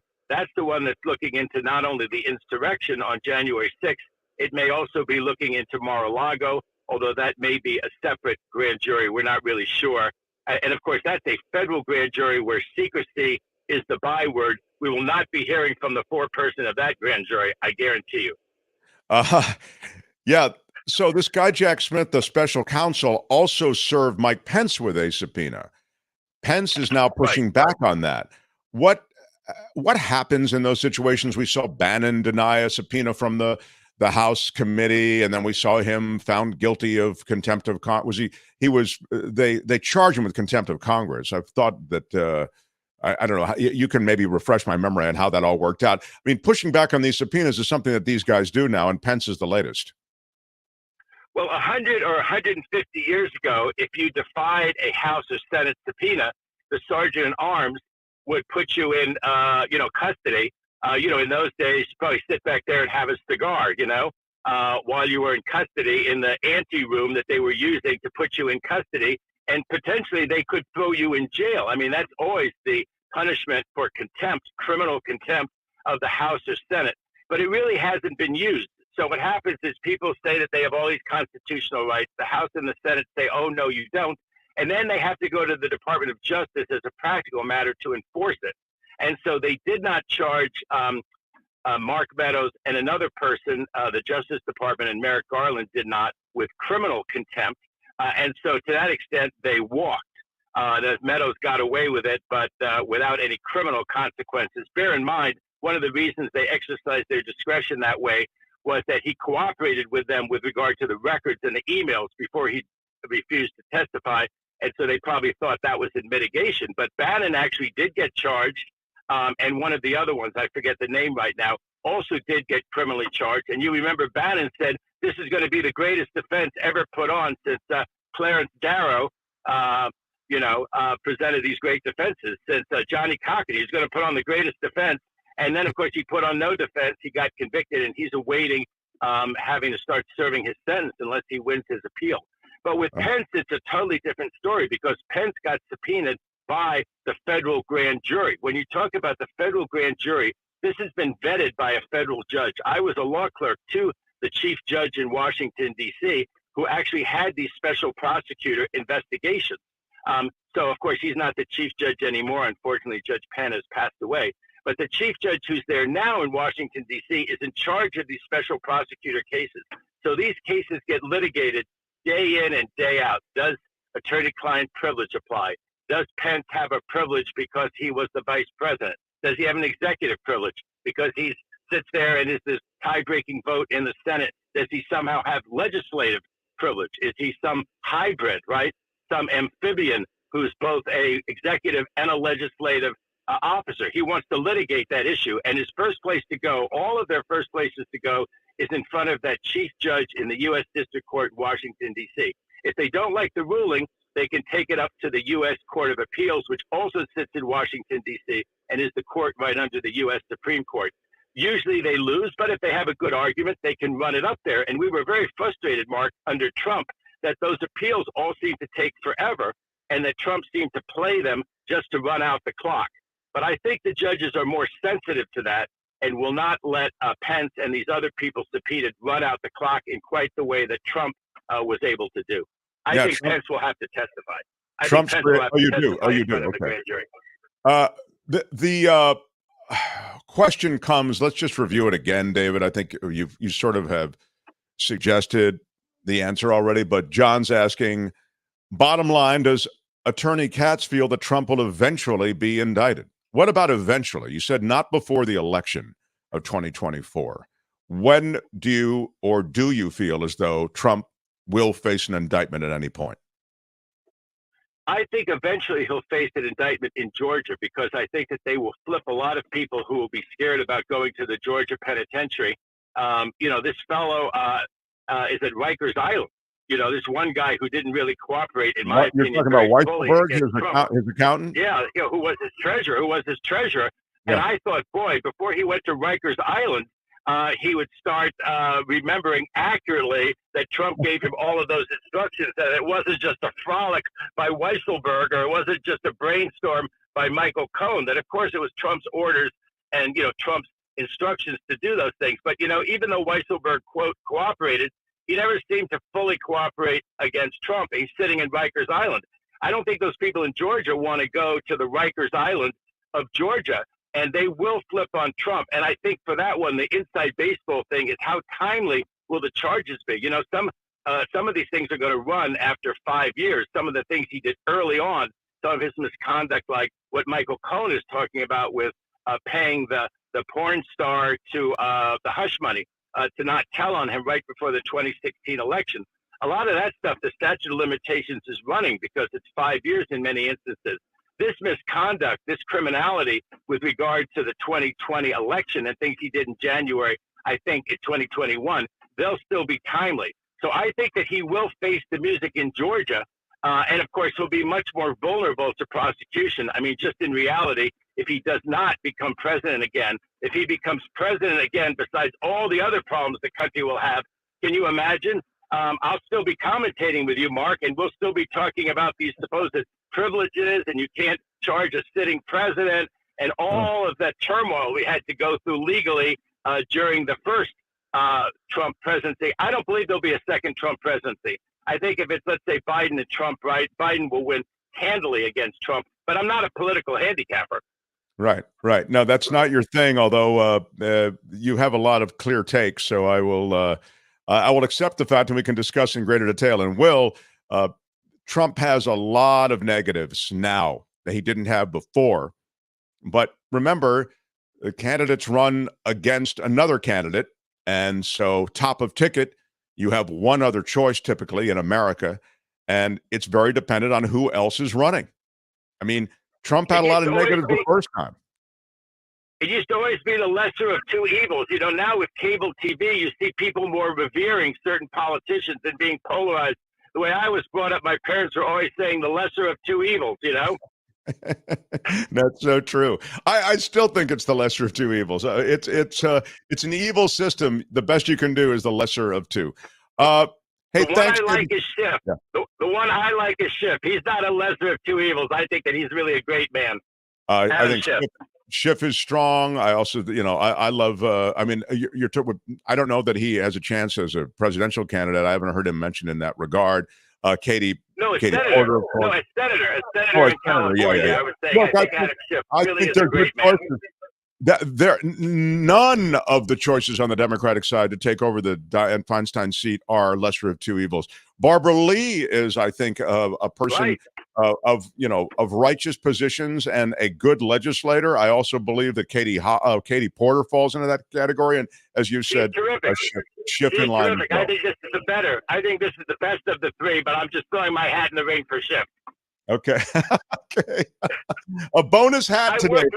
I worked with him in the U.S. Attorney's office. We were colleagues.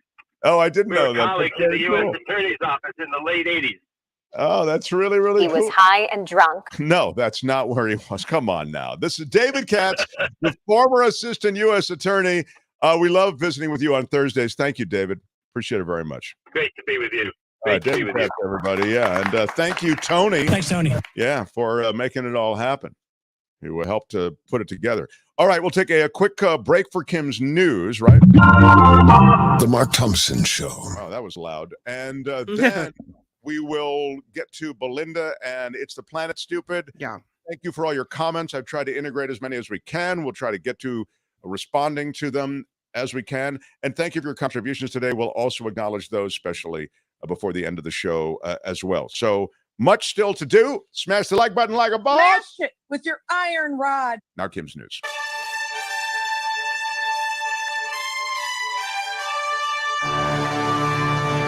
On the Mark Thompson Show, I'm Kim McAllister. This report sponsored by tax attorney Steve Moskowitz. Usually try to keep the stories kind of short and snappy, but this one I think really deserves some longer discussion. There's a new biofuel made from plastics, so toxic, medical experts say it could increase the risk of cancer. And by increase the risk of cancer, I mean by a lot. So here's the story. The Guardian, reporting the Environmental Protection Agency here in the U.S., recently gave Chevron approval to create fuel from discarded plastics as part of a climate-friendly initiative. But ProPublica and The Guardian have documents showing the production of one of the fuels could emit air pollution so toxic that 1 out of 4 people exposed to it over a lifetime could get cancer.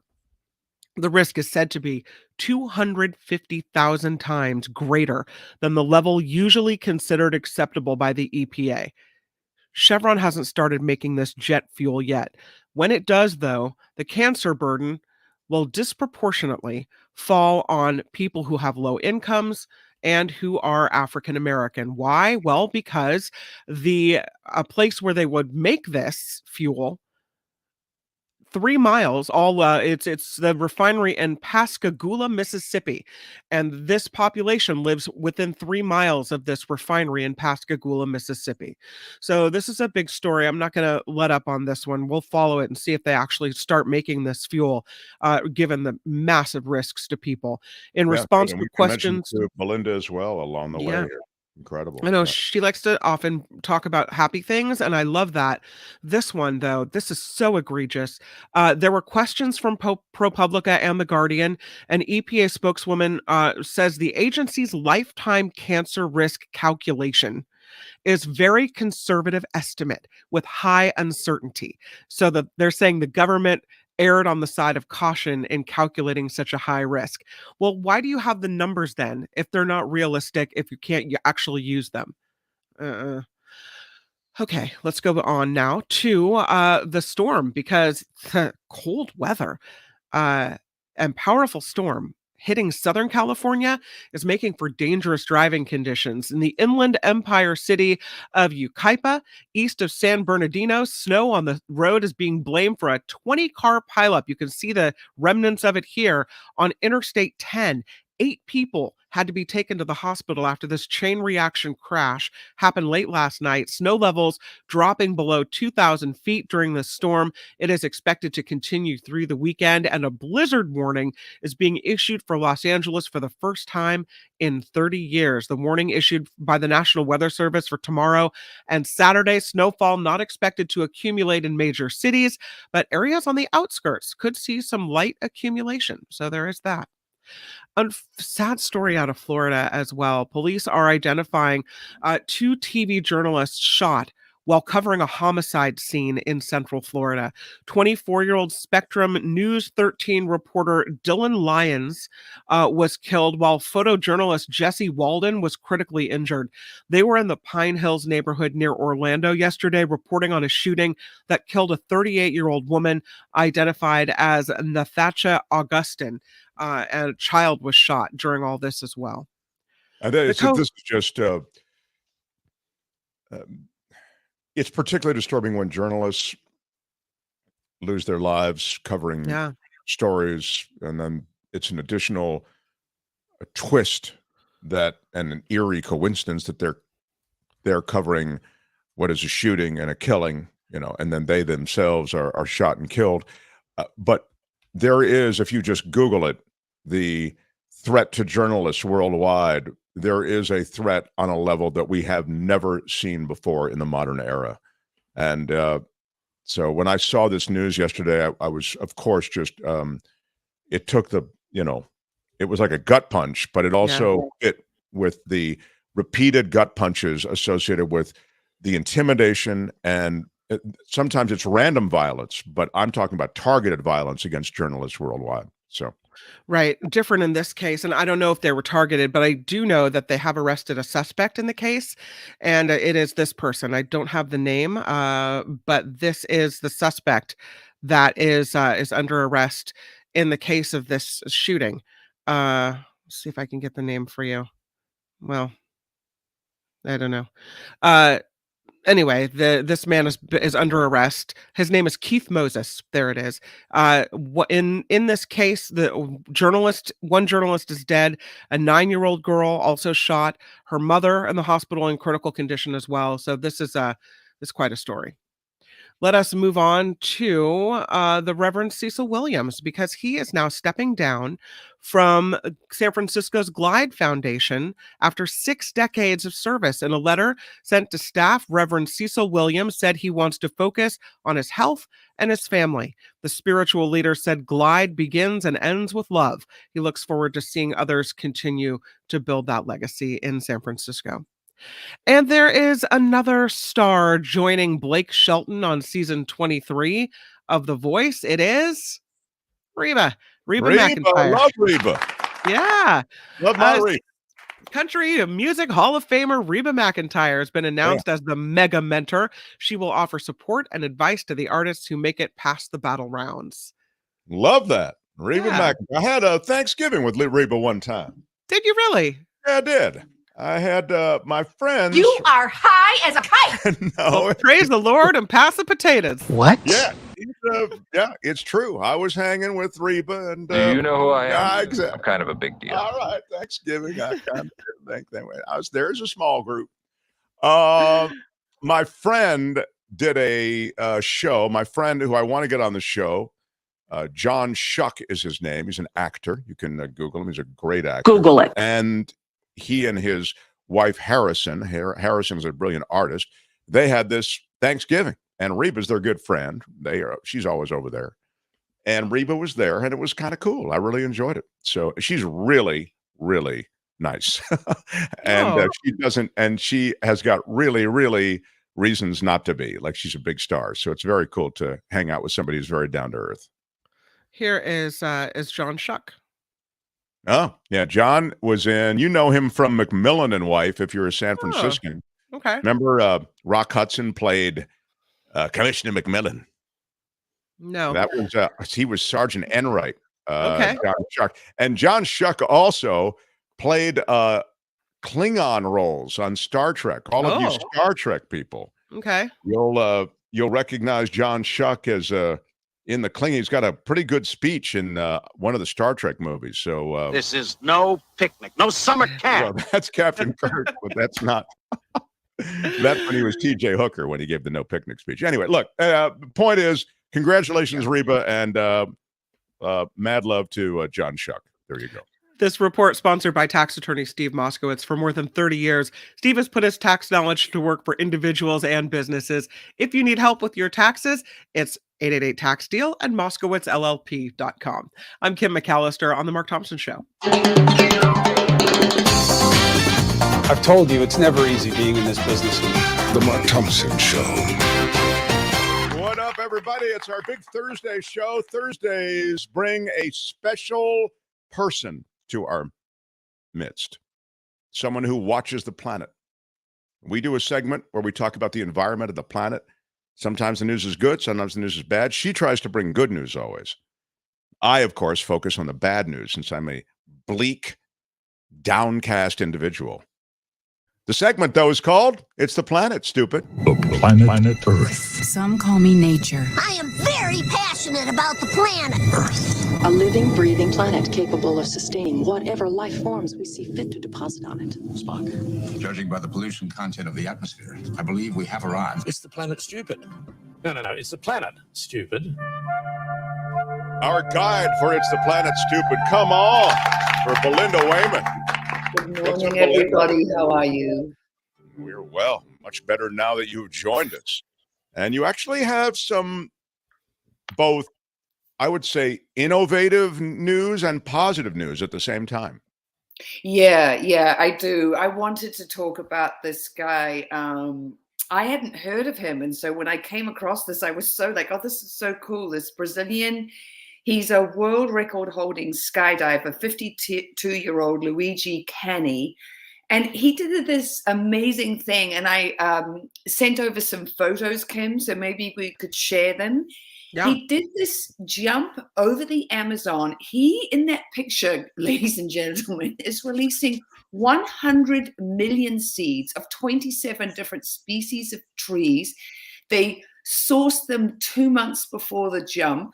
They are to reforest a 38 square mile area of deforested Amazon. Can you imagine how hard this was? They said they had 3.5 tons of equipment. This box that they used for the seeds, it kept on leaking. So in every sort of trial run up until the actual, jump where he was doing it and going to be filmed and, doing it with Audi and, it was really this big deal. The thing kept on leaking. It was releasing seeds too early. They got it right the night before they were going to do the jump. This guy who's done 14,000 jumps was so emotional. He said, and there's another picture I shared where he's skydiving headfirst down to meet the box. This one I just love. I'm like, oh my God, what a planet saver. Wow. Yeah, it's super cool. But he said the box was so unwieldy, he almost broke his wrist. He felt like he was going to break fingers.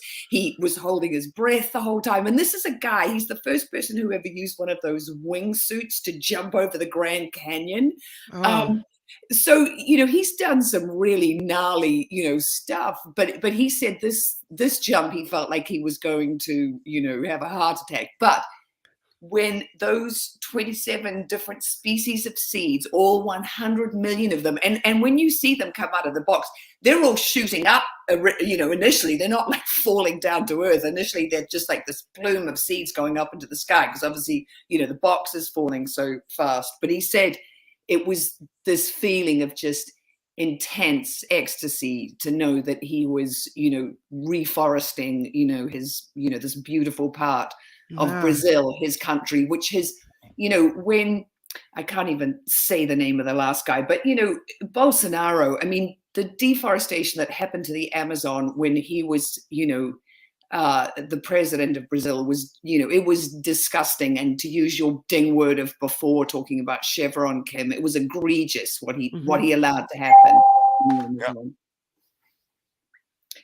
So you're saying this doesn't offset the great damage that Bolsonaro did in Brazil when he was clear-cutting the rainforest, but it's a high-profile way of showing how you can replant. Is that kind of what is going on there? Yeah, because they really thought about it, like, how can we replant this big area? Because it's that's a huge area to get to, and obviously doing it airily, is the way to go, faster than having, boots on the ground. And then, being this very famous Brazilian, he has 11 world skydiving records, he's jumped out of a plane with the world's smallest parachute. So he's been this huge thrill seeker. And he says now that he's a, big grown up 52-year-old, those days are over. He doesn't want to put himself in danger, but he wants to do amazing things. So this stunt got him, his new moniker is the Germinator. It took 5 years of planning. The Germinator. Yeah, the Germinator. Yeah, he'll be back. I hope he'll be back and do the rest of the Amazon. I hope it wasn't so horrible. I can't imagine, though. I mean, imagine you being skydiving, and usually all you have to really focus on is getting your parachute open on time or not, falling to your death. But look at everything he had to do while he was up there, while he's also thinking, okay, am I at the level to pull it yet? Am I doing all these things right? I mean, what an orchestration that you have to do when you're up there doing that stuff. Yeah, well, he said it wasn't until he was at 1,600 meters, so about 1,800 feet, where he said everything kind of stabilized. So he's obviously doing the free fall down to meet the box, to then engage his parachute, You know, I mean, all the sort of intricacies of you know, Yeah. what could go wrong. I mean, I know if Tom Cruise was doing it, it would have been a, you know, just a, you know, walk in the Piece of park. cake. Right. But yeah, exactly. But, you know, I mean, really a feat. And yes, to have to deal with this enormously, you know, unwieldy box, the, you know, feeling like you're breaking your hand. I mean, that, you know, that must have been intense. And next stop, guys, is ocean plastic. Next time he's going to be skydiving over the ocean. I don't know, what is he going to be doing? Hoovering up? I don't know what the idea is, but yeah, how do you beat that? You know, vacuum cleaner from the sky. There's a lot of chat in the live chat right now about how many trees can grow from that, and the reality is, I was knocking around. I mean, you can scatter seeds and grow trees, so it does. You can tell me it doesn't work, but it actually does work. They say there's going to be a 95% germination rate. I mean, that's huge, 95% from, you know, 100 million seeds. So yes, I mean, it was, you know, it's not just some crazy stunt. It was 5 years in the planning, and they say they're about to see it from, you know, the satellites within 2 years. They should be able to see the growth. I will keep checking up on it so I can share photographs of what that replanted area looks like, and you know, and how effective it, you know, it has actually been for the germinator. That'd be really great. Yeah. I also wanted to ask you about this. Well, you sent one other positive story regarding the ozone layer and regarding the sort of the go ahead, the gap in the ozone layer. Well, this is really cool because, you know, the hole in the ozone, you know, in how quickly all this stuff happened was a real environmental win. And so I really, you know, it makes everyone involved, you know, in the, you know, climate change problem sort of, you know, they hold it, it's sort of like the gold standard. But also what happened with the ozone was it only affected a few industries that were making these awful you know, they're called CFCs, chlorofluorocarbons. So what happened in 1974, scientists warned that these chemicals, which are used for cooling air conditioners, fridges, they're also in cans. So this is why we had to get rid of our deodorants in cans, hairsprays in cans. Everything that came out of a can had CFCs in it. And these CFCs got up into the stratosphere, so very high up, broke down, chlorine was formed, and chlorine basically dissolved the oxygen molecule that makes up the ozone layer. It's 3 oxygens. So, you know, the oxygen, well, that's, you know, we breathe O2 and up there it's O3. That's what ozone is. And it was being depleted. Now, in 85, we saw how big this hole was in the Antarctic. By 87, the world had signed on to the Montreal Protocol saying, okay, we're going to phase them out and we're going to replace them with HFCs, hydrofluorocarbons. The hole in the ozone peaked in 2006, and now it's on the way down. And in 2022, it was the smallest it's been, you know, since 2006. So in 40 more years, that's great. Yeah. In 40 more years, they say the hole in the ozone will be healed. But we do still. That's worthy of a headline. I'm wondering why that hasn't gotten more play. Yeah, that's a major announcement. Yeah. Well, the UN did. Yeah, this is the problem, guys. Is this what makes me so angry with mainstream media, or, you know, frustrated, maybe, you know, angry a little, frustrated a lot.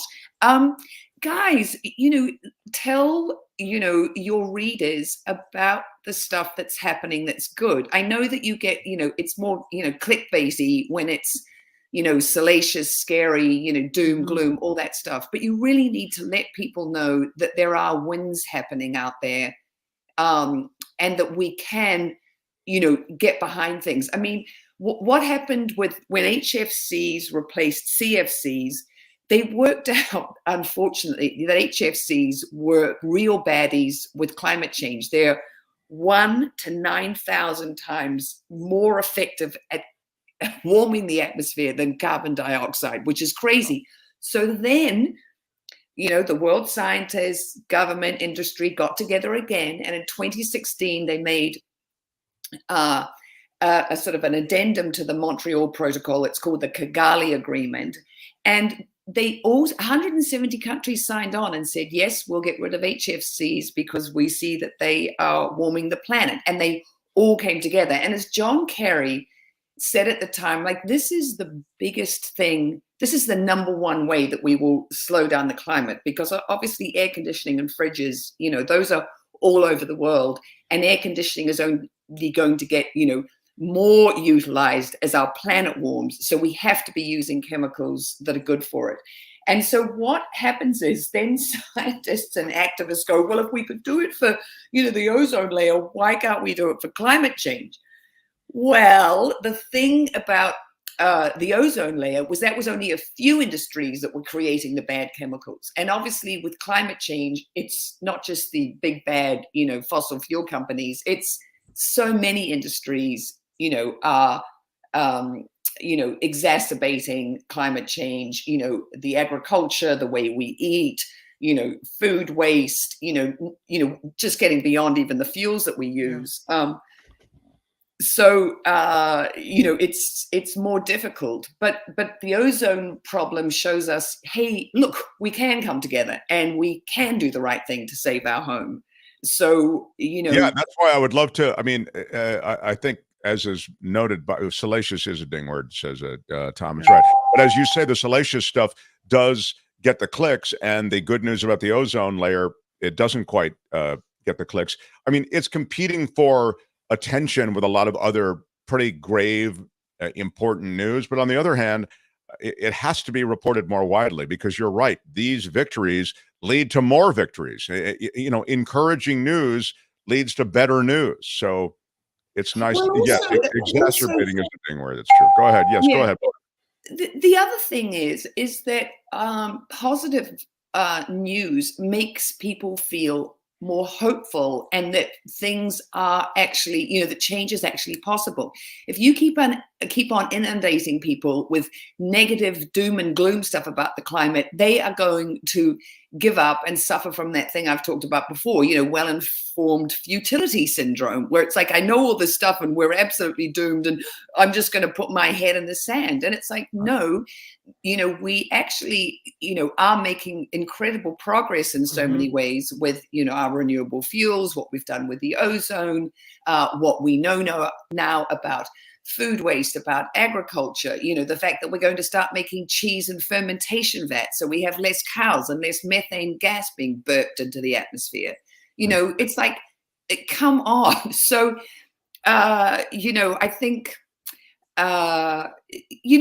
it's interesting, because I'm always on the lookout for positive stuff. And, the Guardian newspaper has The Upside. Well, that comes out once a week. David Byrne of the Talking Heads, he has a website and a newsletter, Reasons to be Cheerful. The New York Times had a positive one, and then they stopped. They decided, maybe they didn't get enough clicks, so it went away.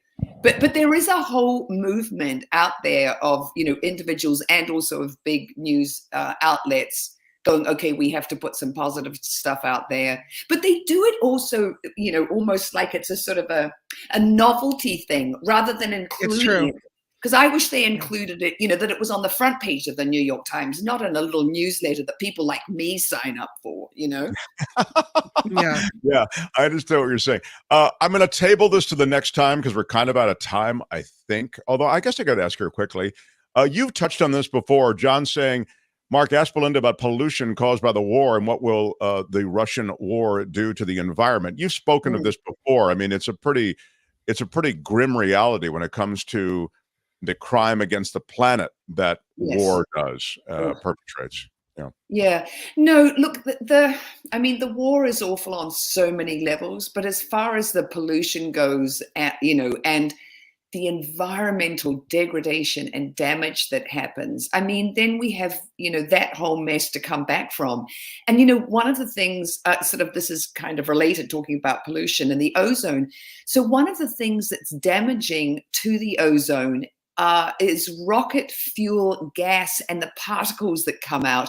And of course, here we've got all these billionaires, dying to get in their rockets and blast off to Mars and taking, rich people up for, joyrides up in space. And they are hurting our ozone layer while we're busy, not using HFCs and CFCs. And it's, no one's regulating rocket travel, and, so that's a whole level of pollution that we, need to, keep on the radar. And yes, with war, when you think about all the bombs, the rockets, all the stuff that they're using, the incredible toxicity of mines and, all those munitions when they get left behind on the ground, that's dripping down into your, aquifers and the water table. Yeah, no, it's not pretty good. awful all the way around. Yeah. As you say, so much to hate about war. And then this is one more thing. You can find Belinda on social media. Belinda Waymouth. Weymouth is spelled Waymouth. And it is really so much fun, if I can use the word, to have you in every week talking about things that oftentimes do have a positive slant when it comes to the earth and the environment, but also sometimes a call to action. So we look forward to next time. Thanks, Belinda. My pleasure. Bye, guys. Thank you. Belinda Waymouth, everyone. Yes. She explained the ozone and what the ozone is so clearly and succinctly. I've never heard such a great explanation before. That it makes it so understandable and like, oh, that's what the ozone is and that's what it's made of. Yeah. Yeah, she's very, very good. We're very lucky to have her. So smash the like button for Belinda Waymouth. Oh, that's not my no, sorry about that. With your iron rod. I don't know. It's all crazy. It's all crazy. Succinctly is a ding word, it says Tom. So yeah. Did anything else, Tom? Anything else, or are we good on dings? Nikki's show is coming up next, and she does have, as usual, a great show. She has California blizzard. We'll talk about that. A Florida reporter killed. That was that awful story. Trump called out for deregulations. I'm sure those are related to the Palestine, Ohio thing. Even as he visits Palestine, Ohio, his rollback of regulations is one of the things that caused that act. I mean, if it wasn't so egregious, it'd be precious, right? Yeah. A domestic violence crime classification needs to change. And what is a darkness retreat? Yeah, well, it's over for our pal Aaron Rodgers. Where are my weed smokers at? Yeah, feels weedy, doesn't it? Good for him. That's not fake. That's real. That woke mob and get into it. 60% of the time, it works every time. Albert, do I have I think some shout outs to do here at the end, or are we all up to speed? And then you can just Joe Fong, what up, Joe? Yeah, Joe, I want to thank you so much. Thank you so much. Thank you, Joe. I want to thank Kevin Hobbs again. I want to thank Andreas. $20. Trump will not win, says Andreas. On the question of Trump in the next election, the Greek rod will not support him. His presence in the race will help the Democratic president win. You heard it here first. Smash it with your Greek rod. There you go. The Greek rod has spoken. Smashed it with your iron rod. How about a big shout out? Big shout out to Andreas. Another $10. I'm not going to cry. I'm not gonna cry. I'm not gonna cry. I love it. Wes, thanks for the $5, Wes. Thank you so much. Thank you so much, Wes. Thank you, Andreas. Thank you, everyone who supported us today. Super stickers, super chats, however you reach us. There he is. 2222. Come on, I'm not going to cry. I'm not gonna cry. I'm not gonna cry. If anybody can get me to be crying, it'd be Kevin Hobbs. Yep. So cool, Kevin Hobbs. And thank you so much. Kevin, thank you so much on behalf of the crown. Daryl Leffler, do you know who I am? I'm kind of a big deal. Owner of 2 music schools in the South Bay. Oh, that's awesome. Wow. Do you know who I am? I'm kind of a big deal. That is very, very cool. Wow. You should give us the names of the music schools next time. 1999. Thanks for the help. I want to say a thank you. Yeah. Thanks, everybody. All the ways you support us really do matter. Patreon and PayPal are the ways to continue with your crowdfunding of this program. We evolve. We will get better. We have some great stuff in store this year as we kind of begin to pull together some additional strategies of outreach. Karen Cooper, aloha, and make today the best you can. Thank you, Mark Thompson Show people. Yeah. Make it the best day you can, damn it. Morning. Albert, if you'll play, I guess you play the music, Albert, because I can't play it on the phone, so I don't get me started on it. Albert, you've been quiet today, I can say that. And I kind of like that. Albert, thank you. I like the new quiet, Albert. Hey, Albert, I have a question for you tomorrow. You can prepare your answer on Mark's Madness. It's coming up in just a few weeks. And you are the commissioner of Mark's Madness. For those who don't know how Mark's Madness works, we'll explain it to you. You don't need to know about sports. You don't even know if you don't need to know about anything really to win Mark's Madness. It is a hot competition. Albert is the commissioner. We'll ask him to comment officially tomorrow. Tomorrow is Friday Fabulous Florida, and until then, for the Mark Thompson Show. Bye-bye. We're out of time. Bye-bye. Till tomorrow.